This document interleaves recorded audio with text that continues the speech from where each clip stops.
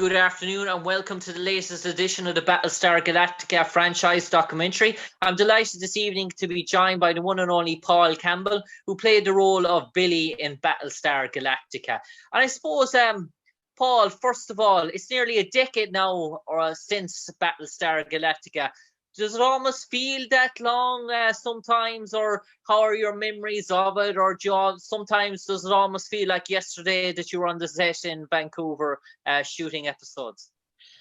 Well, you said almost a decade. I think it's been, for me, the miniseries was 2004. That's 16 years. I think it's been about 13 years 13, probably. yeah, more than the decades, yeah.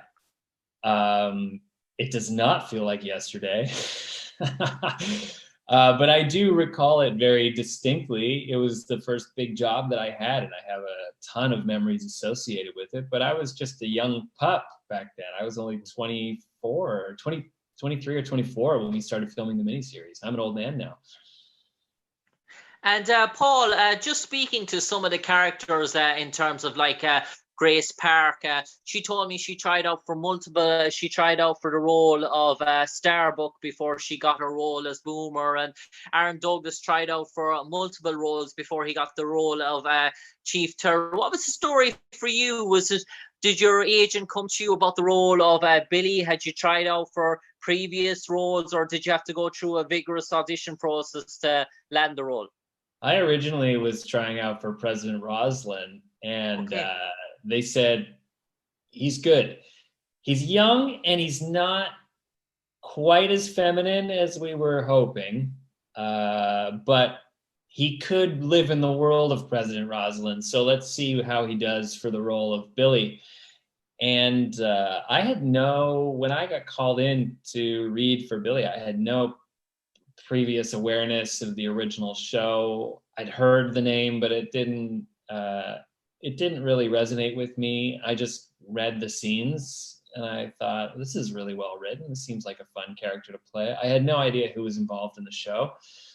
Came in, crushed the audition, got the offer, and then did the thing. You know, it sort of came to me just by the usual way that so many of these auditions do, or that these roles do. You just go in, you do a good job, and they give you the job. And I suppose you landed the part, and I suppose then the sort of revelation to find out that you were going to be in a sort of TV series with the great Eddie Olmos and playing a sort of lead role beside Mary McDonnell. That must have whet the appetite. I couldn't believe it. It was so surreal, and it was at the time it was a mini series, so they weren't even calling it a TV series. It was a backdoor mini series. So the presumption was if it went well, then they would pick it up to series. But at the time, I was just so thrilled to have. Oh, sorry, that's my agent dinging in to see if I've made it on the call. Yes, stop ruining this interview for me, please. I'm going to respond to him so he doesn't do that again. It was so surreal. And then finding out that I was going to be working directly alongside Mary McDonnell in particular.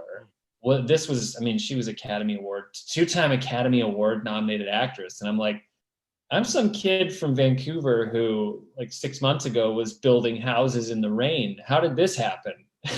What grand mistake has been made here, and when will they figure it out? And they never figured it out. And I suppose, Paul, your character, Billy, he sort of came across as probably a young and aspiring sort of political sort of candidate, one that you'd see sort of running, or a real sort of young Republican or Democrat or something like that, trying to make a sort of future sort of great senator. And is that sort of what you saw in the role, a real sort of political sort of PR sort of type of guy, a type of media sort of communications type of person?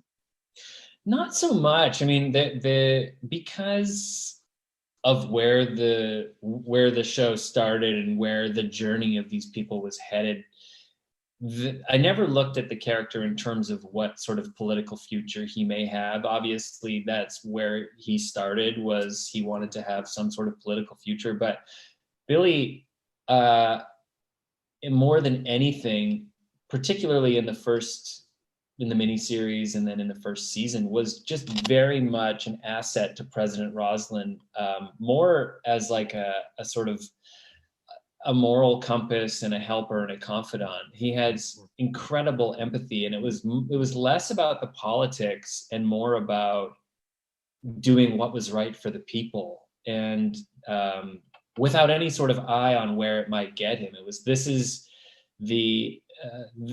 is how you can be immediately useful given the world we found ourselves in. And as somebody that works alongside President Roslin, to try to sort of be her compass and be an advisor in a certain capacity, but also be just looking out for the greater good rather than like, how do I get ahead and how do I leverage this?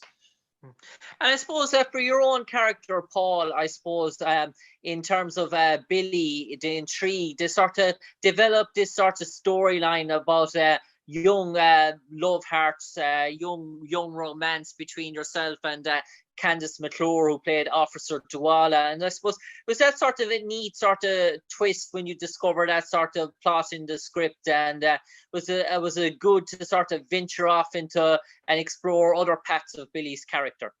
Oh, absolutely. I mean, the beginnings of that romance were almost immediate in the miniseries. Billy gets separated right away from President Roslin when he is on the ship, and he accidentally walks into the shower area, and Douala's in there like washing her hair or something like that. You immediately go, oh, there's a potential romance here. It just creates for more dynamic storytelling, that Billy was more than just Roslin's right-hand man advisor. He also had a little world of his own that he was trying to sort of fit in and around the constant crisis that kept arising. Yeah, it's always fun to play. Who doesn't love playing a love story?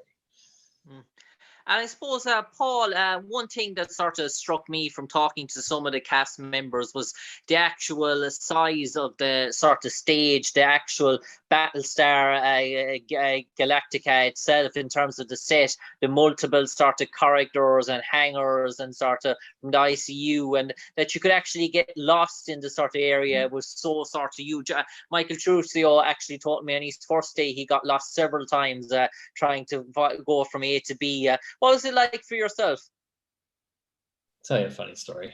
To put this in perspective, I was like this, like really, really green 24-year-old kid who was like, I'd never worked on a sound stage before. Any jobs that I'd had been sort of bit parts, and I also looked like I was about 16 years old at the time. And I remember one of the PAs, I was in wardrobe. I had just shown up on set. I was there early and it was my first day of work, or either that or I had just gone for a wardrobe fitting, and one of the production assistants said, hey, if you want, you can come over and you can see the set. You can get a sense of what it was. I thought, oh, great. I can't wait to go see it. So she walked me in, and it was massive. It's a huge soundstage, and the practical set was so vast. And she's like, okay, come through here, walk through this corridor, through this hallway, take a left through these doors. And I remember so distinctly walking down a corridor and taking a sharp left. And for whatever reason, I don't know if they must have already started filming that day, but Trish Helfer was standing sort of backlit in a doorway wearing the red dress, number 6's red dress. And she was like fully made up. And I just turned the corner and I saw her and I stopped and I went, holy shit. And I was like, I never lose control of my words. I'm so in control of whatever comes out of my mouth. But I went, holy shit. And she went, oh, hi, I'm Trish. Nice to meet you. You play, I played Billy. Very nice to meet you, man. And then I continued on the rest of the tour of the stuff. But that was my first memory of just walking through the corridors and seeing Trish going, what world have I stumbled into? What is happening here? How did I get here? And again, like, when are they going to discover the mistake that they've made? And I suppose, Paul, in terms of sort of Battlestar Galactica, I suppose you mentioned that you probably weren't aware of the sort of the first rendition or take of the series back in the sort of 70s. But when did you start to get a sense yourself that you were onto something major, that you got yourself involved in a massive sort of project here that was a really sort of global sort of TV sort of show that was going to propel your character to all over the world, that he's going to be seen in TV screens, laptops, you name it? Smartwatches, all those things, airplanes. Yeah, I think we figured it out, or I started to see the size of it into season 1. The miniseries was received well, but it was after they picked up the series, and people didn't really start to catch on to the show until into season 2, I think. Like, it flew under the radar a little bit, no pun intended. But yeah, when people started to recognize me, I would go into stores or I'd be out on the street. And the Battlestar fans are like legit. Sci-fi fans are the real deal, and they really freak out when they see somebody from their favorite shows. And it was such an off-putting experience for me to just be like shopping for shoes and have someone come up and go, excuse me, are you on that? Sorry, are you on Battlestar Galactica? And I'd be like, yeah, how could you ever know? Like, oh my God, it's my favorite show. People would freak out. And I went, wow, this is a big deal. People are really into this thing. And then I did a convention in London. I flew there for a convention, and it was just, this whole hotel was filled with these rabid fans of the show. And you go, whoa, this thing is reaching a global audience. It's really impacting people in a very unexpected way. And Paul, your character, I suppose, Billy, sort of storyline developed throughout the series, but no character, I suppose, wants to see his demise on a sort of a TV series. But if there's one way to go out, I suppose you always want to go out as sort of a hero and sort of die on your sword, doing the sort of the valor of justice as such. And Billy certainly went out on his sword, saving the one he loved. Yeah, it was definitely an honorable ending for that character, and I couldn't have asked for a better exit from the show. It was perfectly appropriate for that character. And when you see President Roslin in the morgue or in the hospital after Billy's passed away, and it was so moving to see the impact that had on her character, and really see like the importance that Billy had particularly in her world, but just in the show, and have it resolved in a way that felt really meaningful. Yeah, that was a nice way to go out. You got to go. That's how you want to do it. And I suppose that, Paul, no one wants to see themselves written out of a sort of a TV sort of series. Obviously, you want to be there to the bitter end. But in terms of playing your own death, how do you sort of find that as an actor? Do you find it sort of challenging? Do you find it sort of fun? Do you sort of enjoy that whole experience? Well, I'll tell you a story. That was my doing, exiting the show, believe it or not. I had been in season 1, because I wasn't on a series contract. I had booked a comedy pilot in LA for the Warner Brothers network. And I went to do it. And then the showrunners of Battlestar, Ron Morris, said, "Hey, what are you doing?" And I said, "Well, I have this pilot opportunity I'm not on a contract." And he said, "Okay, well, let us know how that goes." The pilot didn't move forward. I did season 1. And then at the beginning of season 2, the same thing happened. I got an opportunity to go and do another pilot. And Ron said, "Listen, you're either on our show or you're not, and we'll offer you a series contract if you'll sign that right now, and you won't do this other pilot, or you won't." And I said, I have to sort of follow my dream here, and I chose to do the other pilot instead. And so they wrote me off the show. That was my own choice. And to be perfectly frank, I think it was episode 6 of season 2. When the production draft, or when the first draft of the script came out, there was a line at the end that said, "Oh, and they look over, and Billy has also taken a ricocheted bullet, and he's dead on the ground." And they run over, and they're like, "Oh no, Billy!" And I read that line, and I was like, "Oh shit, I die. I just take a stray bullet in this scene, and that's how they'd written me out. And then when it came to the shooting day, they had removed that line from the script, and I lived for another 10 episodes, and they gave me a proper burial. But yeah, I was killed by like a ricochet bullet as an afterthought. In episode 6, it was like Return to Cobalt. I forget what it was called, but anyway. And so I think they were like, wait a minute, this isn't a good way to kill the guy. But I knew it was coming because I had asked for it. So yeah, it's would I do it differently? I don't know. In this business, you have to follow your gut. And at the time, that was the best thing for me. It would have been interesting to see where that character went, to see if I'd become a Cylon or, followed in Reika's shoes. I don't know. Who knows where it would have gone? I can't regret it, but yeah, I certainly wonder. And I suppose, Paul, numerous, you mentioned you were a young cast, and apart from, say, Paul Hogan and Mary McDonnell and Eddie Olmos, and an awful lot of you have gone on to sort of great sort of things. But Katie Sackhoff, in terms of Starbuck, that sort of role, back in the 70s, it was a guy role. It was played by Dirk Benedict, the legendary Templeton Peck from the A-Team, and Katie came in. I suppose there was an awful lot of controversy about that role from the original Battlestar Galactica fans. A woman sort of playing sort of Starbuck, sort of one of the main sort of lead shows, but she certainly kicked it out of the park in terms of her performance on as Starbuck, and obviously her career has blossomed ever since, and it really propelled her to global status, really, Katie Sackhoff.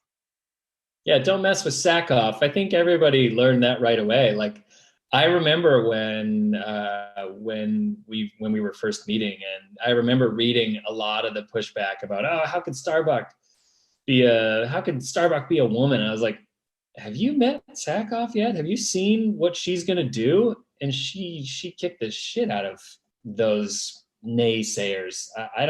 I couldn't imagine that role played by anybody else. And if I had an issue with Sackhoff playing that role, I wouldn't say it to her face, because she is a tough cookie.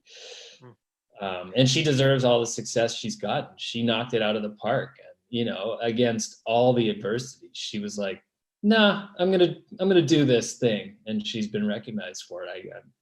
I've been following her career very closely.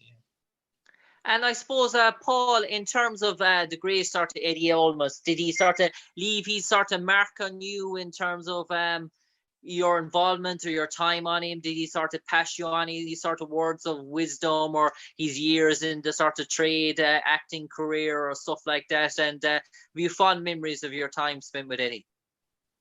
Yeah, Eddie's he is one of the most unique individuals you'll ever meet. He really was a father figure to, be careful how I say that, but he was a fatherly figure on set to all the young actors, and just brought his wealth of experience to everybody and was happy to share. I spent the majority of my time working with Mary, who I found very similar. She just wanted to see everyone lifted up to their best potential, and she was so gracious and helpful, and approached all these scenes with love and all these people with love. It was, and Eddie was the same. There was a real sense of family on that show. The cast got along famously, and I would say less of Eddie sort of imparting wisdom and advice, and more just being able to sit in the bleachers and watch what he and Mary would do together in scenes, and watch them act, watch how they handle themselves on set, watch how they approached their craft. Those are like front row seats to the greatest acting classes, money can buy. You have 3 Oscar nominations between the two of them, and you're getting to watch day in and day out firsthand how they execute their craft. It's extraordinary. And he's always there with a warm word or a piece of praise, all those little things that give young actors, that confidence to take a little extra risk, or to really push something. I remember when he directed an episode, and it's extraordinary working with a director that is also an actor, because they really, really understand the acting in a way. A lot of directors just know camera movement, but man, working with him was just incredible. And I'll never forget that particular episode and him letting me try stuff and take chances with stuff that, you know, other directors would go, no, we don't need that. I know what I want. And he'd go, just explore, just do, you know, let's see what you got. Let's see all those little things you come away with. They're so valuable for a young actor trying to figure out what the hell they're doing. There was a lot of us on that set. I suppose, Paul, the last question now before I let you go on, probably the question I start to finish off, and probably the hardest question I'm going to ask you. If someone put the character Billy in a sort of Battlestar Galactica dictionary, encyclopedia as such, and they left 2 blank sentences underneath, and they asked you, Paul Campbell, having portrayed the role of Billy, to write those 2 sentences to describe him, what would you like those 2 sentences to read? Well, that is a tough question. I would say Billy Kikea was the very picture of compassion and integrity, someone who believed that the world was full of goodness and that everybody deserved goodness. Somebody that believed that there was hope for mankind, was intensely loyal to those around him, and somebody that probably should have done 2 more seasons on the show and might have turned out to be a Cylon, but we'll never know. On that note, Paul Campbell, a pleasure talking to you today to relive your memories playing Billy Kikea in Battlestar Galactica, and no doubt you left your mark on the series, and an important character was Billy, and no doubt a busy time for you in these sort of worrying times with the current climate that we find ourselves in the moment. But for the moment, all we can say to you is, Paul, take care, stay safe, and best luck to you in your future endeavors. Take care, Paul Campbell. Thanks, Jim. Much appreciated.